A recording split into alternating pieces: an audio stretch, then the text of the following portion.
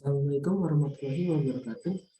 Perkenalkan, kami dari kelompok 12 ingin mempresentasikan tugas besar satu dari hasil kerjasama kami yang berjudul mengenal potensi diri untuk berwirausaha. Perkenalkan, nama saya Brinanda Kristan Pratama dengan label @U23 Strip Brinanda. Saya selaku sebagai presenter dan rekan saya. Perkenalkan, saya Billy Sultan Al-Hadi dengan label @U24 Strip Billy. Saya sebagai speaker atau pembahas. Selanjutnya, pembahasan yang akan dibawa oleh rekan saya Billy Sultan Al-Hadi, dipersilakan.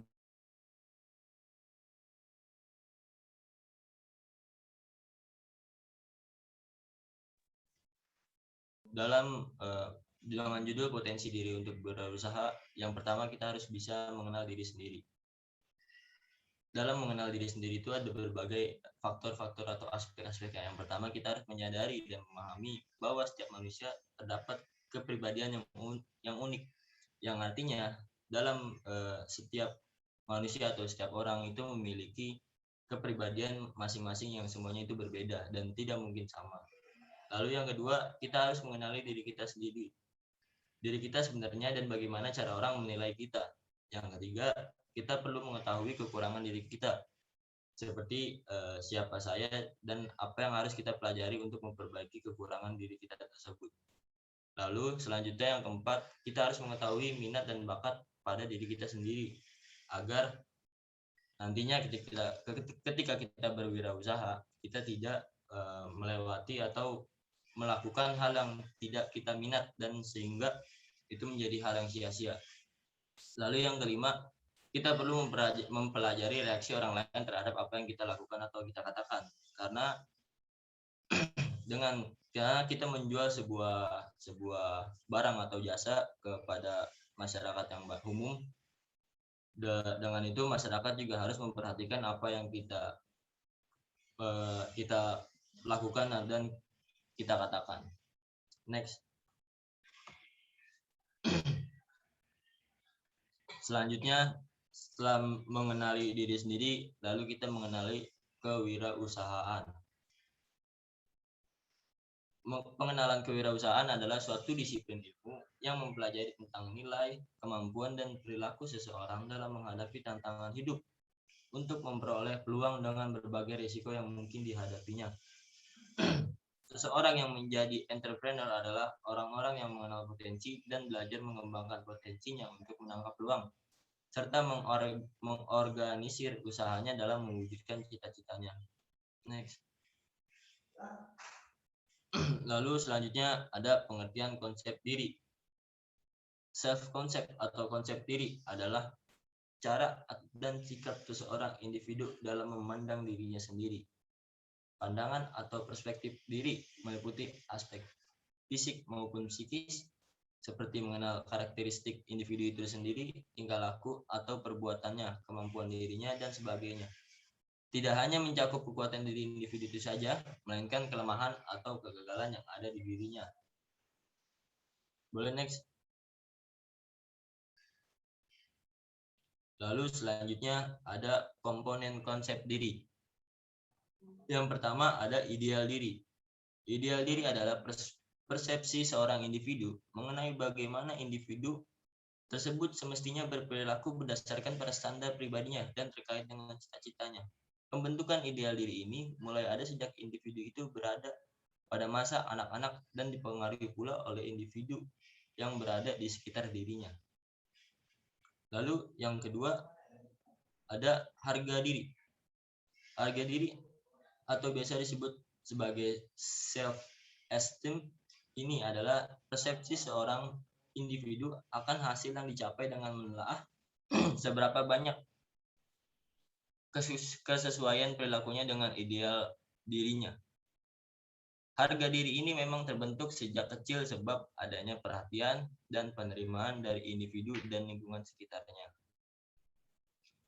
Harga diri ini dihasilkan dari persepsi atau penilaian seseorang individu terhadap dirinya terkait yang diharapkan dengan fakta yang ada pada dirinya. Apabila semakin luas ketidaksesuaian antara pengharapan atau fakta kenyataan dirinya, maka akan semakin rendah rasa harga dirinya. Sebaliknya apabila individu tersebut merasa mendekati ideal dirinya atau pengharapan atas dirinya menyukai atas apa yang dikerjakannya, maka akan semakin tinggi pula harga dirinya. Lalu yang ketiga ada namanya peran diri. Peran diri adalah segenap bentuk sikap atau tingkah laku, nilai dan tujuan yang diharapkan oleh suatu kelompok sosial terkait dengan fungsi dan peran individu di dalam masyarakat atau kelompok sosial tersebut. Lalu yang keempat ada identitas diri. Identitas diri adalah kepekaan individu terhadap dirinya yang dihasilkan dari pengamatan dan penilaian dirinya dengan menyadari bahwa dirinya yaitu memiliki perbedaan dengan manusia lain. Next. Lalu selanjutnya ada karakteristik seorang wirausaha. Seorang wirausaha itu harus memiliki beberapa karakteristik yang memang wajib berada dalam dirinya. Yang pertama, memiliki visi untuk ke depan. Lalu yang kedua, menentukan keputusan dengan cepat. Yang ketiga, bekerja dengan cepat. Yang keempat, pengabdian terhadap pekerjaannya. Yang kelima, mencintai pekerjaannya. Dan yang keenam, bertanggung jawab atas nasib usahanya. Oke, next. Lalu selanjutnya ada penilaian diri dalam berwirausaha. Yang pertama, seorang wirausahaan harus mampu menciptakan siasat, kiat, proses, sumber daya, tenaga penggerak, dan hasil bisnis. Yang kedua, seorang wirausaha juga harus mampu menciptakan suatu hal yang baru dan berbeda dan dapat memberikan manfaat yang lebih. Lalu yang ketiga, seorang wirausaha juga harus mampu untuk berpikir dengan kreatif dan inovatif dalam memecahkan suatu persoalan atau permasalahan dan mampu mendapatkan jalan keluar atau peluang untuk memperbaiki kehidupan. Lalu yang keempat, seorang wirausaha juga harus mampu untuk mengambil risiko dalam memulai suatu usahanya. Dan yang kelima, seorang wirausaha juga harus mampu untuk menciptakan nilai tambah dengan jalan mengkombinasikan sumber-sumber melalui cara-cara baru dan berbeda untuk memenangkan persaingan. Selanjutnya ada tekad untuk menjadi wirausahawan. Yang pertama, tidak ada sukses yang instan. Sukses tidak mungkin instan. Bila alasan kamu memutuskan menjadi pengusaha karena ingin sukses secara instan, kamu salah. Membangun usaha tidak semudah membalikkan telapak tangan. Kamu akan dihadapkan dengan kesulitan-kesulitan dalam mengelola usahamu terlebih dahulu sebelum mencapai sukses. Yang kedua, keluarkan semua ide usaha yang kamu miliki. Salah satu cara untuk maju ialah percaya dengan kemampuan yang kamu miliki. Salah satunya ide yang kamu miliki. Jangan terpengaruh dengan pandangan orang lain atas ide-ide yang kamu miliki.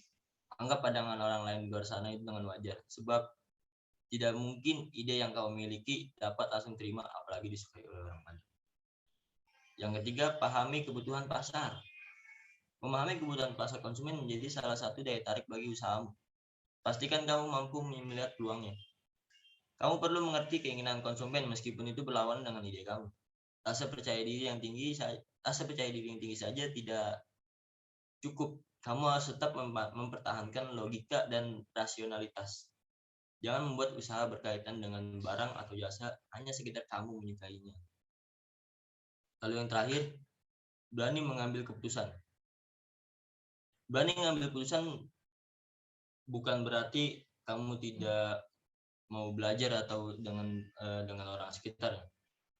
Berani mengambil keputusan sebagai pengusaha, tentu kamu punya hak untuk mengambil keputusan atas usaha yang kamu bangun. Kamu punya hak penuh untuk memutuskan mana yang baik dan mana yang buruk bagi usahamu. Tanggung jawab itulah yang justru akan menjadi beban untuk diri kamu jika jiwa kepemimpinan kamu rendah. Kamu akan ngotot dengan pemikiran kamu sebagai atasan tanpa mau mendengarkan masukan yang membangun dari bawahan kamu.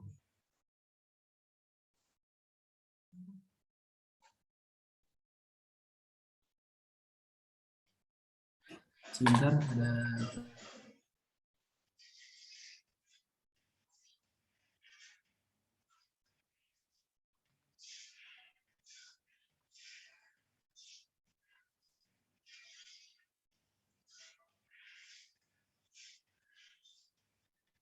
Lalu selanjutnya ada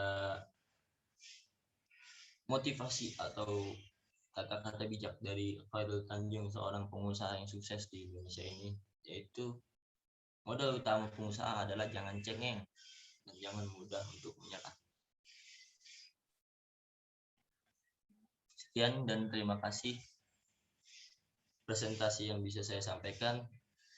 Saya kembalikan lagi kepada presenter untuk saudara Brenanda.